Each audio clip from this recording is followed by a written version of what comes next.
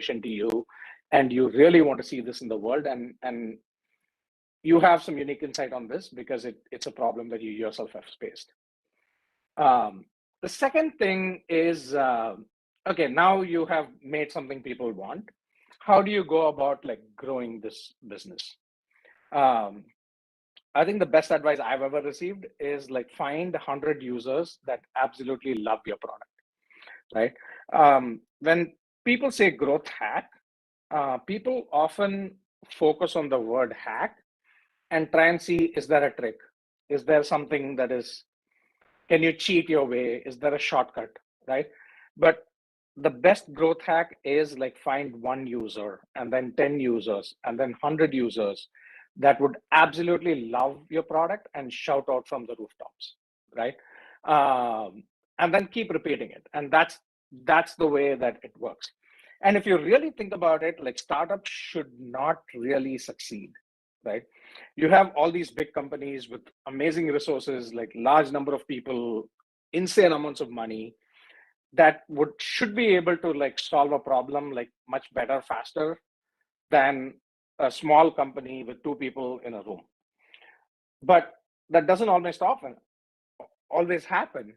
And this is not, startups don't succeed because like the founders are experts on business.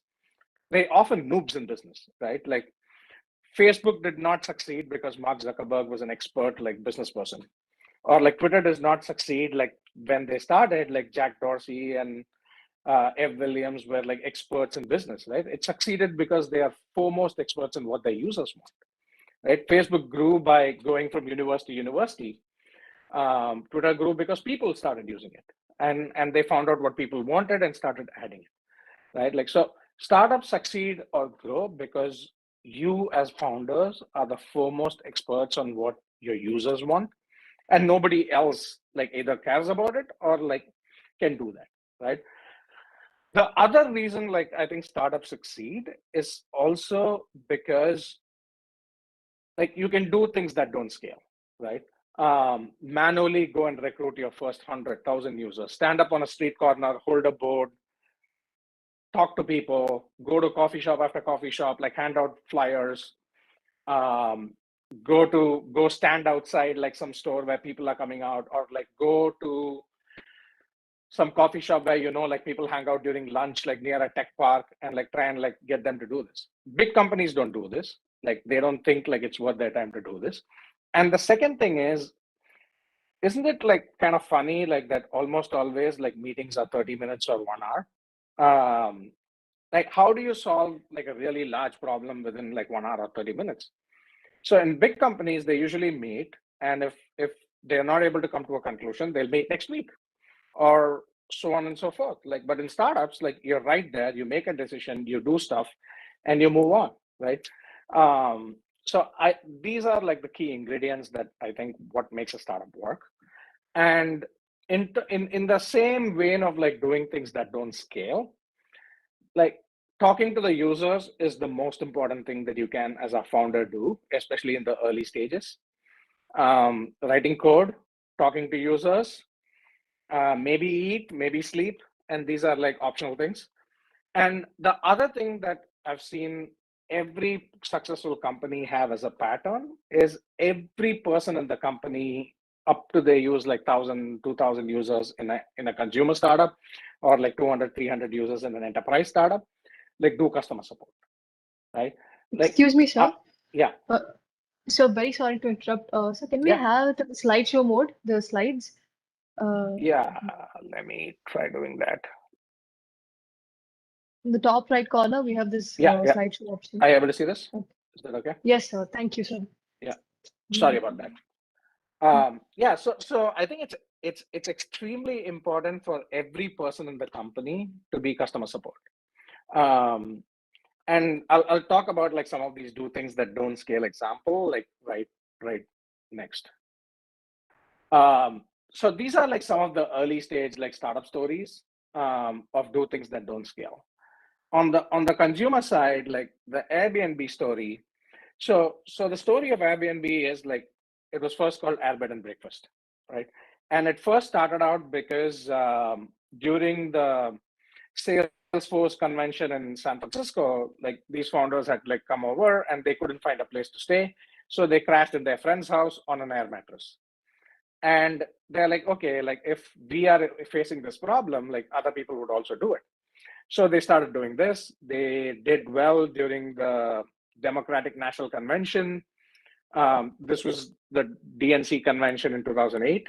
So they got a bunch of like customers, and after that, it kind of fell flat.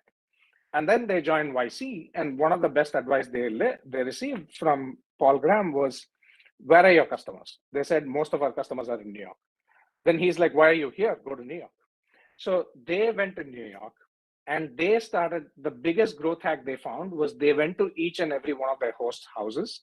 They took photographs so that these photographs look really nice, and started posting it on the website and said like, "Okay, this is the house that you can come live in." And this is one of the things that worked really, really well for them. And this is one of the things, you don't do these things at scale, right? The founders don't go and like take photograph of like every host houses. They don't do that today. But one of the things that Brian Chesky, the CEO of Airbnb, still does today is he lives in Airbnbs across the world. He does not live in a house.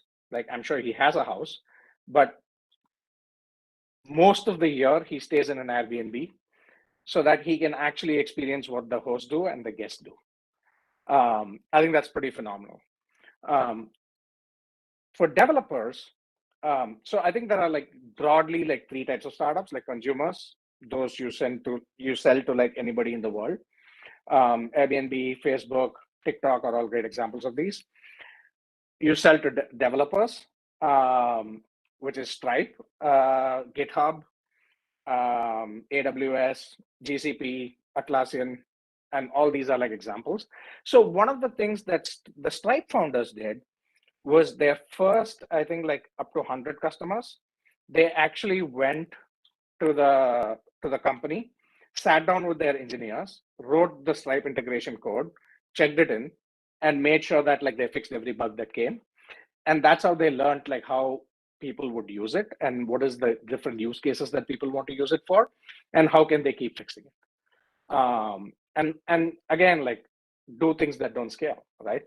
And Zenefits, like which is an enterprise like SaaS business. This is something that I know intimately about. So I can talk about three different areas where we did things that didn't scale.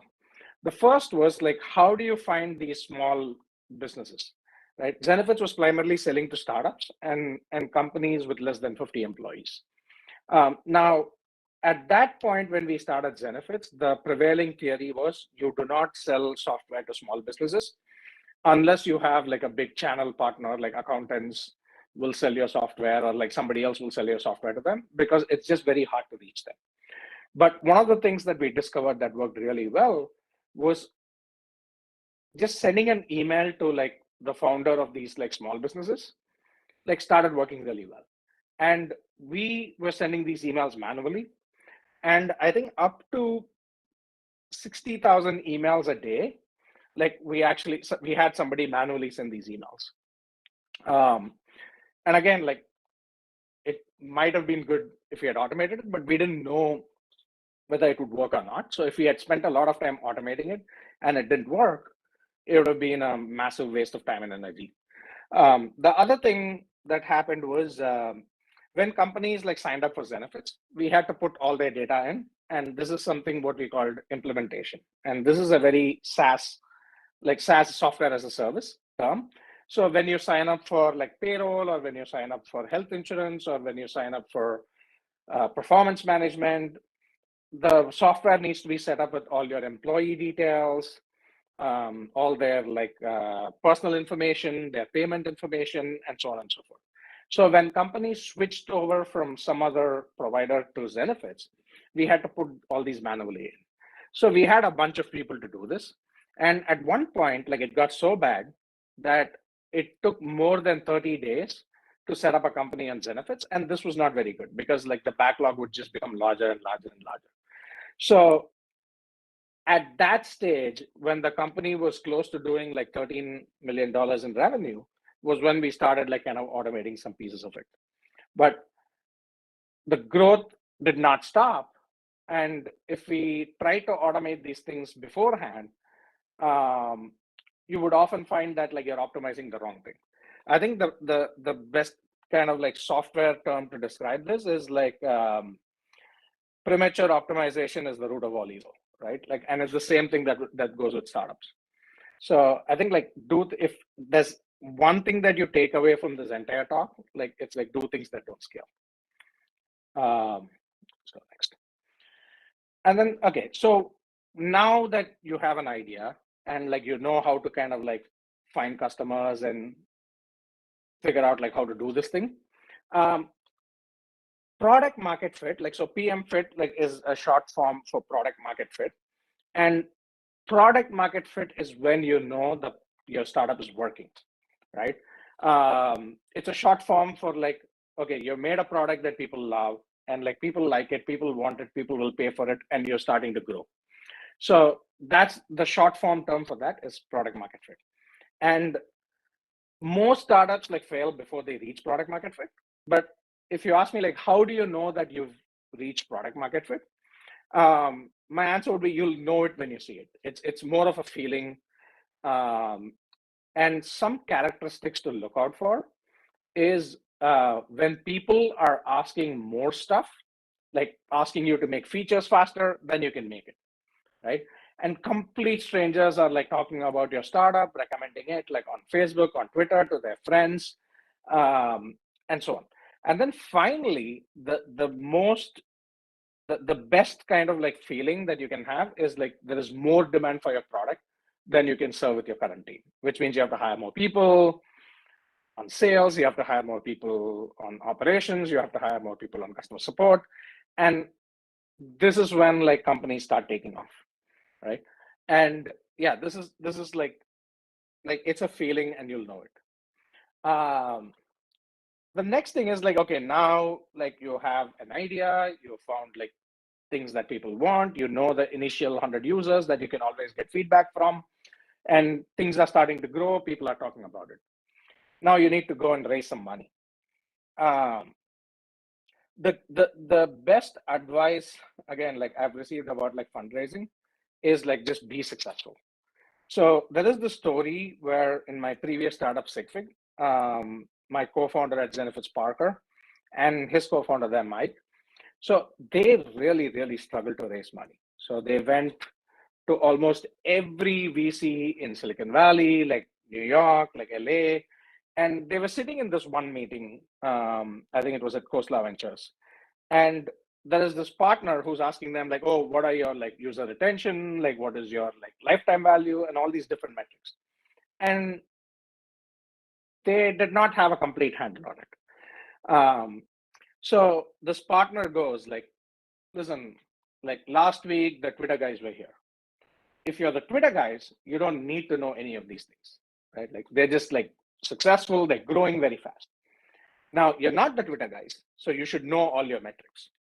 So Parker's takeaway was be the Twitter guy. Not that you should go and learn your metric, but like be the Twitter guy, right?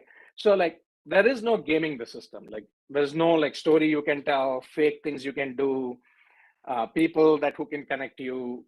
Like none of that is going to work if your startup is not going to be successful. And by success, I mean all the metrics, right? Like so, if you're a consumer startup, what is your monthly active users? Like, are people who are signing up like coming back like 30 days? Like, how many people are coming back in 30 days? These are called retention curves. If you're an enterprise company, what is your annual recurring revenue? Are people leaving your product after a year, after a month, and so on and so forth? Like, so the you can try to put in all sorts of protections to protect you from VCs and all these other folks, but if your startup is successful, you'll always have the upper hand. If your startup is not successful, doesn't matter what kind of contracts you write, like how you try to game the system, the VCs will always have the upper hand. So the one piece of fundraising that I've received is like just be successful, which seems obvious, but like most people try to think about like who can connect me to who, like how can I raise money, and so on and so forth. Like, but there is nothing better than just your product working and your company working, like to go and like raise money.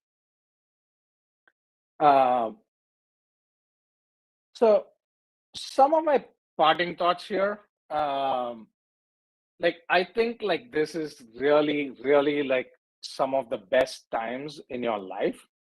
Um, you can have great ideas, you can get good at building stuff, you can find like-minded people, and like-minded people often become like co-founders. So in my example, a bunch of my classmates like were at Zenefits like as senior positions in engineering, like, and like one of the people that was there like was somebody I didn't get along very well in college, but the reason that like we had them at the company was like you need people who know you well enough like to call your own bullshit, right? Because the easiest thing for a founder to do is like delude themselves and believe everything is working when the reality is something completely different. So like people who know you like from a very early age are the only people like who can call your bullshit consistently. And so like college is a great place like to find like co-founders, future co-conspirators, and this is like really, really a great time to do all that. Now these are some of the things that like people don't often think about. Like don't think about starting a company because it's glamorous, right? Like it's not really.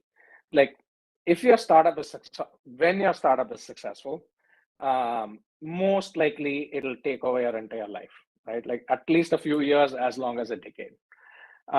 You won't have mind space bandwidth to think about anything, right? And it only gets harder as you become more and more successful, right? Like you have more investors, more employees, more customers, and you're responsible for all of it, right? That said, it can also be the most fulfilling thing you can do with your time, right? Like this is something that you've built like from 0 to 100. There are so many people using it, like it's making their lives better, or like it is making them laugh. Whatever it is, like it is one of the most fulfilling things you can do. Like my own journey, like I worked at the Shaw, which was a hedge fund. I was there close to 7 years, which was fun, but it wasn't the same thing as like working on my own thing. Then I went to work for a company called Sigfig because one, I thought like it was more responsible to get somebody to pay you money to learn about startups than try and go do an MBA, which actually worked out really well because like 2.5 years into Sigfig, we started Zenefits, and it was with one of the co-founders of Sigfig, right? And as hard as it was the funnest time, and I wouldn't exchange it for anything else, right? And the other thing, like when you're doing a startup, is it's often useful to have a support group of like fellow founders to talk about stuff that you often can't talk to your employees about, like even your co-founder about, right? It's always good to have like a support group of fellow founders. Like this is where if you belong to an accelerator, like in our example, like we did Y Combinator, so there were a lot of like fellow founders that like I meet with at least like once in every couple of months, and we just sit around like talk about stuff and sometimes rant about like the world, right? Like how everything is hard. And when a startup is not successful, this is not the end of the road, right? Like this is just one of your startup ideas. And like failures are often like stepping stones to success. Like you at least learn like what not to do. And you've often learned like very, very valuable lessons than if your startup just like worked. Now, if your startup just worked, that's great too. Like, I mean, nothing against that. But just because like one startup failed, like it's not the end of the world. You will have bigger and better ideas, and that's something that important to remember. Um, it might feel like the entire weight of the world is on you, but it's not really. Like, and you'll find something else, and like you'll kind of do another one.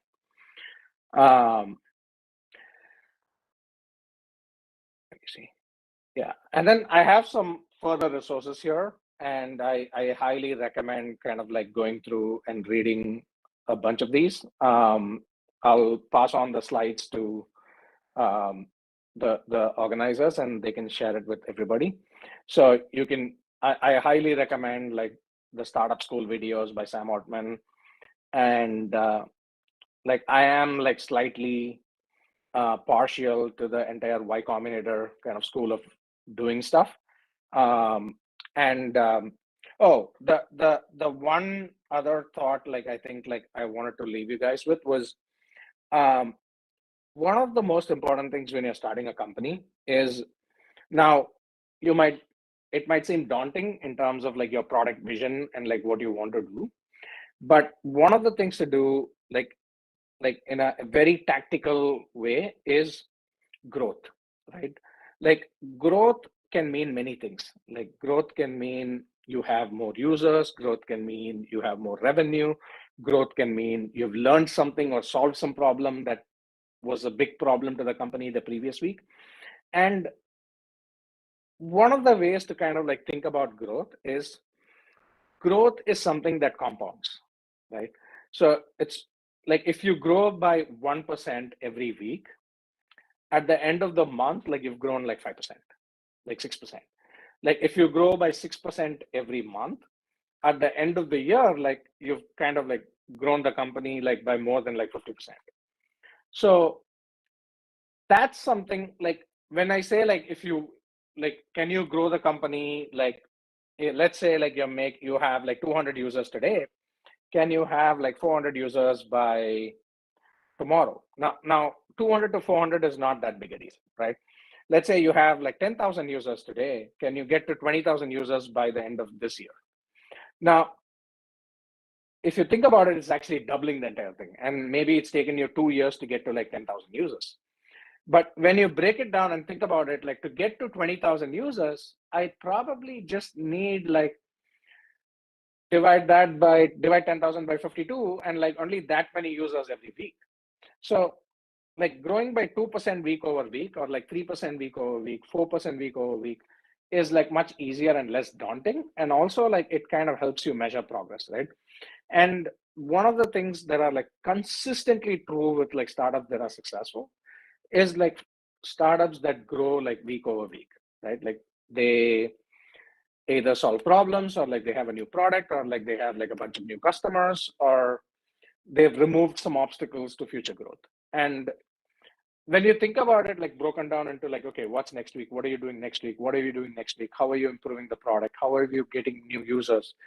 It's much less daunting and it's like way more doable than if you kind of sit back and think like, oh man, I need to get to $200 million in revenue. How am I going to do that? Right. So that's another thing that the which is like a very, very key learning that you can have. And growth can be measured in like any way, right? Like learnings are as important to growth as like anything else. You've learned that something doesn't work and you're going to try something new. Like that's like very important. And as like you learn more and more and more, like again, you become the foremost expert in your users for what they want. And that's how like startups are successful. And like that would be a good recipe to kind of like do startups. So thank you. Hopefully I haven't bored you too much with a bunch of stuff. And again, like I'll share these slides so that you can kind of take a look at it. And I'm happy to take any questions. Thank you, sir. It was an absolute pleasure to have heard it from an expert. Your words were the right dose of motivation we truly needed. The platform is now open to questions. You can type it in the chat box, and I be telling it out to sir. Online participants can type down your questions in the chat box. So I have a question myself. Mm-hmm. On a very light note, what's the one question you wish people would ask you? It could be from your journey or the idea you invested on. Anything that one question you wish people would ask you. Let's see. I think the biggest, I think like one question that people often ask is where do I find startup ideas? Or like, is this idea good enough? Like, is this something that I should pursue and do? And I think the answer to that is like, unless like it's something very personal, or either you have to face the problem yourself, or like this is something you truly, truly wish to see in the world and nobody else is doing it, right? And you have that much conviction that you're able to kind of like go through it like day after day, like, and even if like there's rejection after rejection from like VCs, from customers, okay, this is not what you want. Okay, like tell me more. How can I learn more about what you want? How can I fix it? And to keep going, I think like that's like one of the single most important things um, in terms of like I think as startups go. Yes, sir. Thank you, sir. And any big wins, notable big wins in the last year in the business sector that our participants must know? For us, Yes, yes, sir. yeah, like I think like one of the things that we were primarily working on, like on Zero Down over the last year or so, was how can we reduce our customer acquisition cost and like therefore distribution, right? And like last November, we decided to focus on search engine optimization (SEO) as like a key kind of like vector.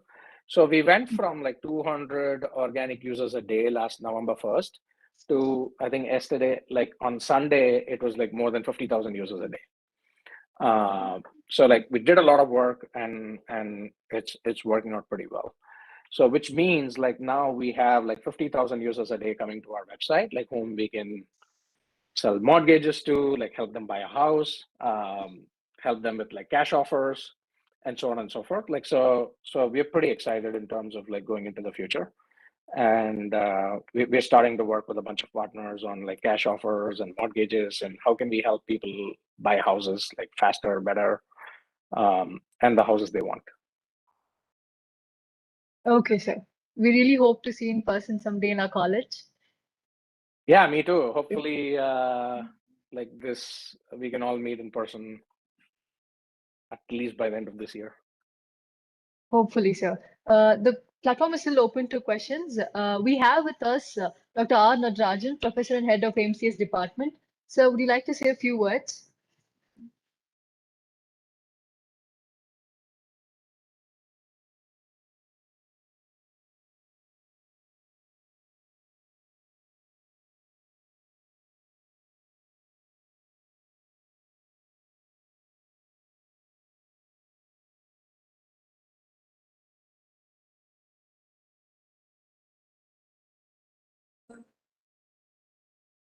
Uh, let's thank you. Thanks for your time. Right? Oh, Yeah, sir. it is. Yeah, it is nice meeting you virtually.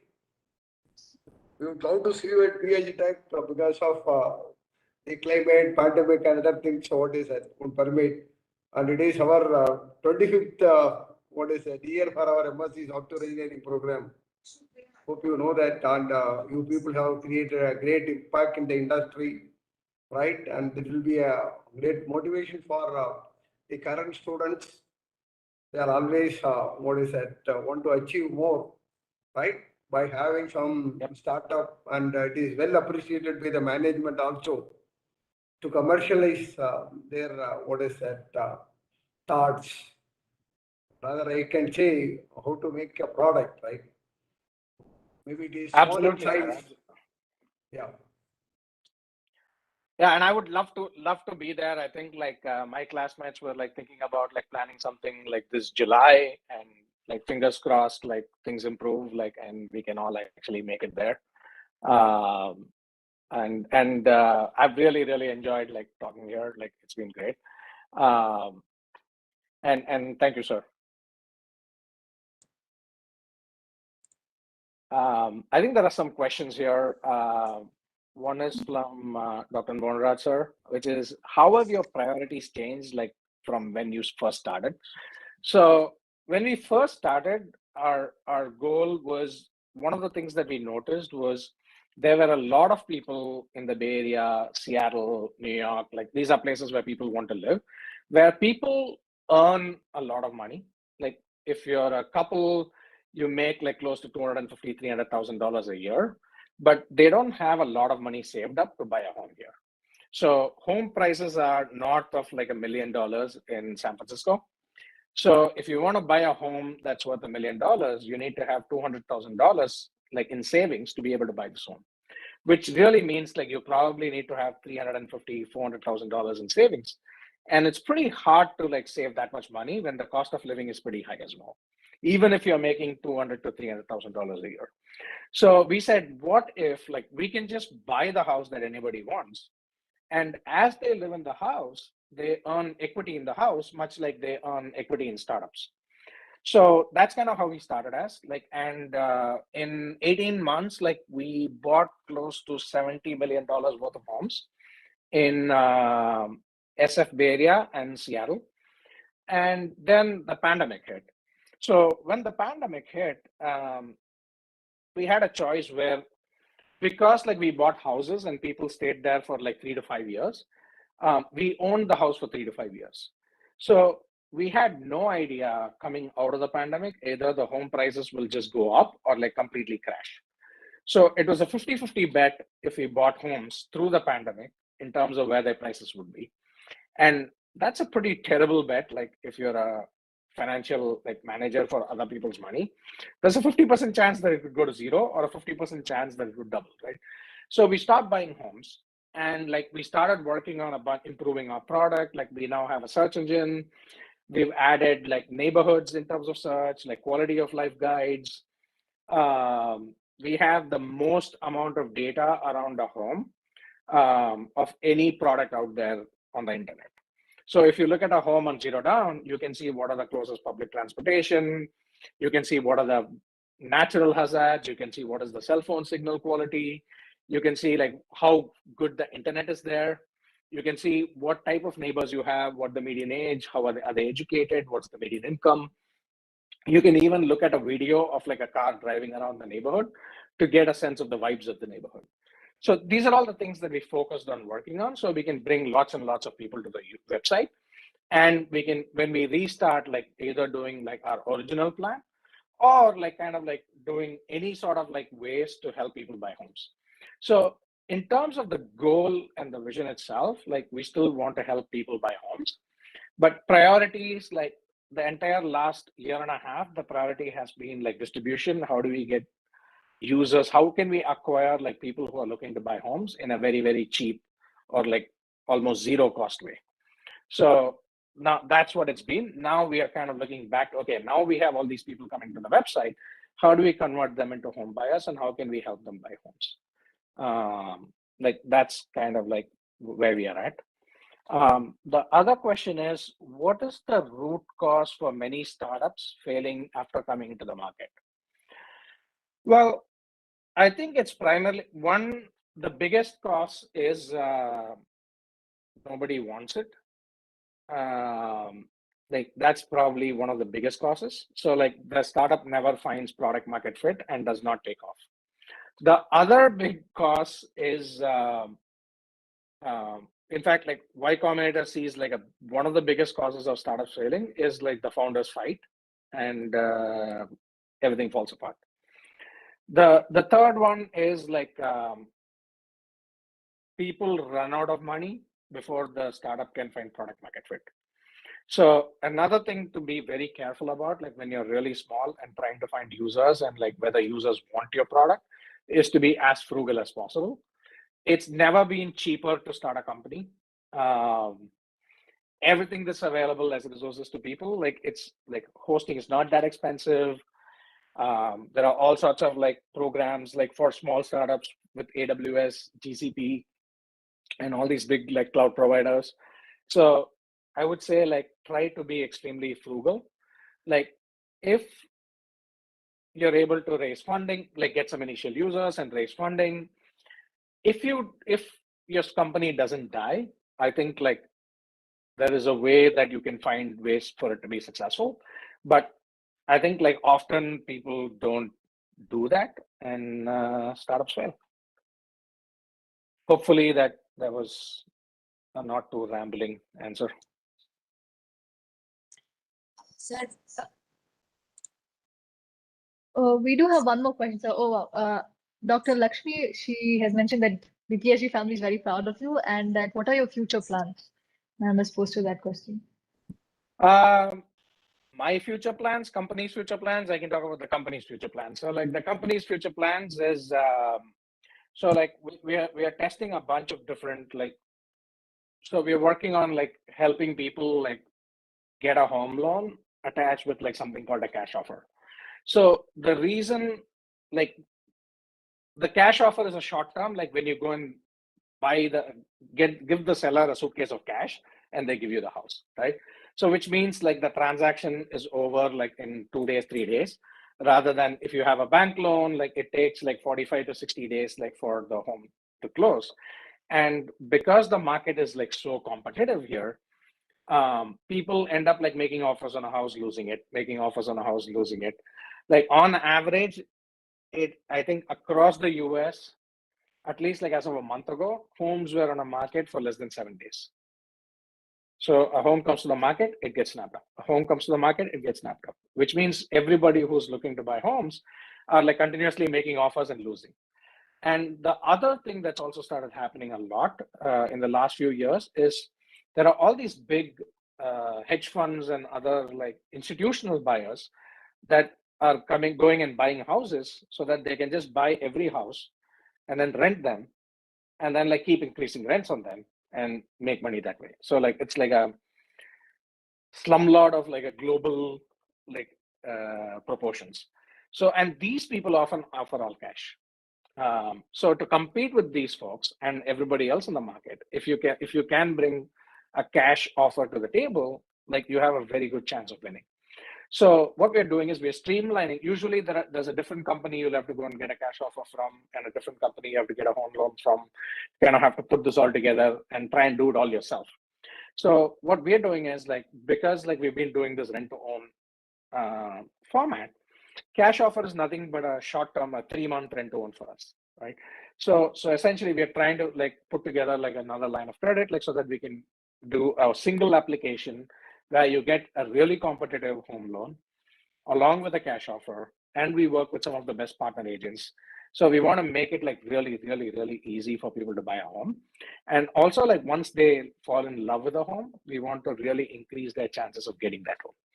So that's kind of like what we're working on. And all the back end financial capital markets infrastructure is being put into place as we speak. And we've kind of done the talk to your users and make something people want like part, like where like we do know that people want it. And so that's kind of like our plan for this year. One question from my side. What is the reason, may I know the reason behind the name Zero Down? Is it anything specific or? Yeah, so when we first started, the idea was we buy the house for you. So like there is no down payment, right? And you just move in and you start paying a monthly amount, right? And as you pay a monthly amount, like you get 0.1% of the home every month. So at the end of like 12 months, you have 1.2%. At the end of 5 years, like you have like 6% of the house. And then you can take the 6%, use that as a down payment and buy the house, right? So like that's kind of like how we thought about it, and that's why we started it as Zero Down. And it's also like I like startups like which kind of like are fairly like the name describes what they do, and they can have like a .com that's pretty easy to find. So that's kind of like why we went Zero Down, because like we also knew like there were a lot of Google searches for like zero down payment mortgages. Even in like areas like Sunnyvale, like Silicon Valley, there were at least like 5,000 searches like for zero down mortgages. Like we looked at Google Trends, and we got lucky with the domain; it was available. So that's why it's called Zero Down. Sir, how will you identify your potential customers? Well, I think so when we started out, like this was pretty much every employee at Zenefits, right? Like so they were earning, like a software engineer was earning $200,000. If they were married, their wife was earning another like $150,000 to $200,000. So they're making $300,000 to $400,000. And like in fact, like one of our first few customers were my juniors, like from PSG Tech, like software engineering. And they were like, oh, this is great. Like I do not have enough savings, but given 2 years, like I can save enough to buy the house. But I would like to buy a house now because I want to start a family. people often wait for things like before they can do other things, which does not always make sense, but it's just a thing in people's head, right? Like when I have a house, like I'll start a family, or like once I get married, I should buy a house. And we were seeing a lot more and more people delaying like getting married, delaying buy a house, like delaying having kids, just because like they're like delaying buying house. So if we can pull forward that future by like a few years, like 3 years, 4 years, right? Like that means we've done something good for all of these people. And originally we just put up a wait list, and like we sent it to all our friends, and then like we asked our friends in other companies to share in their Slack messages, like they have a general channel or a social channel. And then like one of our friends at Airbnb sent it to all the Airbnb employees on their social channel. One of our friends at like Slack sent it to like all the Slack people. So like we started getting a lot of signups, and people are willing to give us like fairly sensitive information in terms of how much they make, what is their annual income, like what is their ideal budget for buying a home, so on and so forth. We're like, okay, like if these many people are coming to us, like and pulling the product from us, like they want this house, so we should be able to do this. And then we said, okay, like let's hire like somebody great on capital markets, go like we kind of skipped the usual steps that startups do, and like we got a line of credit directly from Credit Suisse. Like we got lucky there because we had a great like capital markets person, and we were off to the races. So we joined Y Combinator. At the end of Y Combinator, we had 4 homes in 3 months, and then like we started doing like 6 homes a month, 7 homes a month, and so on and so forth. And until the pandemic, like I think we were doing about like 8 to like 11 homes a month, and these were like $1 million houses. Like so, this is like we just bought like $10 million worth of homes this month, which is scary. Thank you. So there's one last question from Nishant. He says, "Hi, sir. During the early days of a startup, before the investors jump in, what kind of incentives would you give to the newly onboarded people?" The onboarded employees, or I think he refers to the employees, sir. yeah, so I think like that's a that's great. Like so, like the standard like kind of incentives is early employees get more stock than like later employees, and also like the earlier somebody joins a company, their stock options are cheaper. So the delta between like what the actual price of the stock is and what they have to pay to get the stock is like much lower. And again, like some people think you should be very frugal with like stock options, like, but I believe the opposite, right? Like if somebody is going to join you, right, like your 2-bit no-name company with like 4 people, like believing changing the world, and they can make a significant difference to the trajectory of the company, like they should have like a decent ownership. Now decent is like very subjective, right? Like if your company is worth like $5 million, like 1% is a decent chunk of change, right?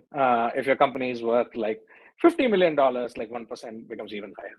And like for the employees, or like if you're thinking about joining a startup, like a good way to think about it would be, what is the percentage chance that this can be like a $100 million company?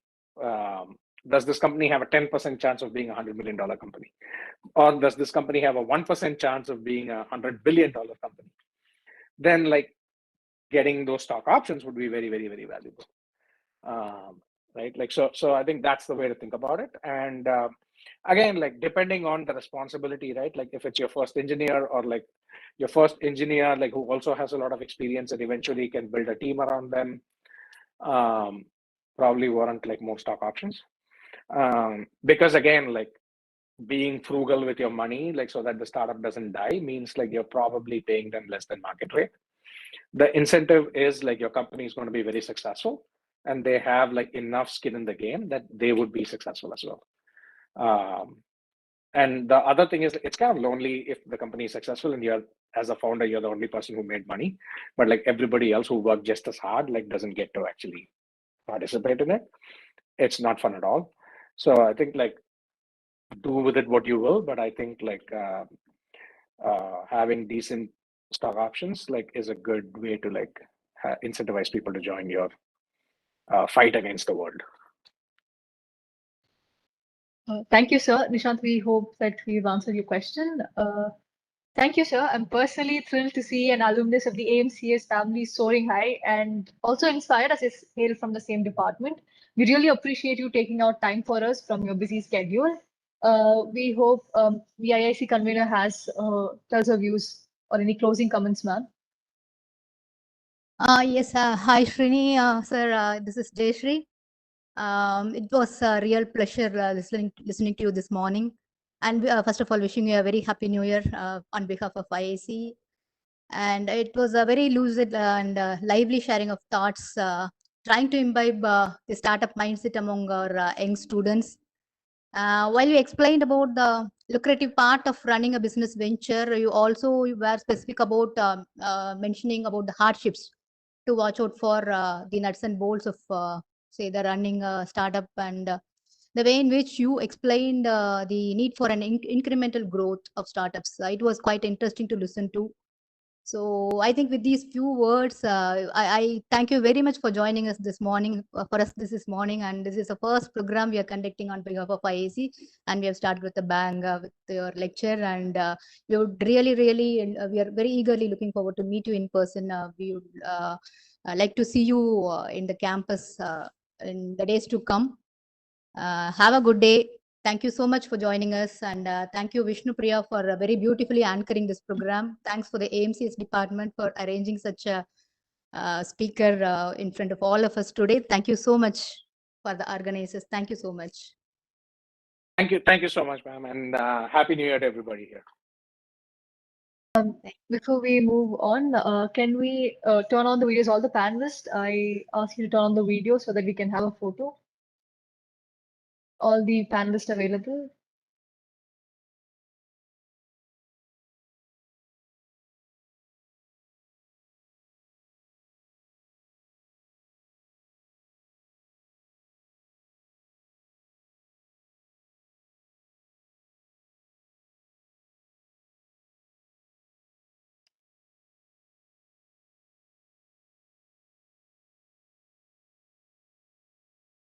Thank you, panelists. Now I call upon Dr. Shaina Sheel, Department Incubator from the AMCS department, to deliver an elegant vote of thanks and conclude the session. Thank you, Vishnu Priya. So very good morning to all. And on behalf of the Institution Innovation Council of PSG College of Technology, let me take this opportunity to thank LIVESTREAM-EDU for accepting our invitation and sharing his thoughts and ideas on entrepreneurship to our faculty and student community. As the couplet from the famous Tirukural says, hesitate not to seize opportunities rare and achieve tasks otherwise hard. I think this is an apt wording for LIVESTREAM-EDU, who has utilized all resources and opportunities to make his journey a successful and satisfying one. He's been a great inspiration to many students and has also given back to his alma mater by way of internships and employment to many. Today, when the government of India is encouraging to build startups and nurture innovation in a huge way, I'm sure your talk will be a good motivation for students to think in those lines. Thank you, Lex, for taking time and amidst your busy schedule and helping our students to start dreaming. Maybe someday their ideas will turn into reality. Let me also thank our principal, Dr. K. Prakasan, for always encouraging us in all activities, especially in building up an ecosystem to nurture innovation. A special thanks to Dr. Nadarajan, head of the Department of AMCS, who was instrumental in bringing LIVESTREAM-EDU for this interactive session. And thank you for the great role you have played in molding young minds to think big. I also extend a sincere thanks to the IIC convener, Dr. L.S. Jayashree, and co-convener, Dr. Vasantamani, and all the members of IIC for their support in all IIC activities. And to all the students, thank you for your participation. And as Walt Disney has quoted, if you can dream it, you can do it. So I hope this talk will be a catalyst for you to start dreaming. Thank you once again and have a good day. Thank you. Lex, we look forward to the pleasure of meeting you at PSG Tech when you visit India. Absolutely, sir. Wouldn't dream of not coming there if I'm ever in India. Yeah. and convey our regards to all your classmates, juniors, seniors. Okay, right. Absolutely, sir. We have quite a few of them working at Zero Down as well, so I will definitely say hello to them. Okay, right. Thank you, sir. Thank you. Thank you, ma'am. Thank you. Thank you, Thank you, sir. Thank you, sir. Thank you. Thank you, sir. Thank you so much.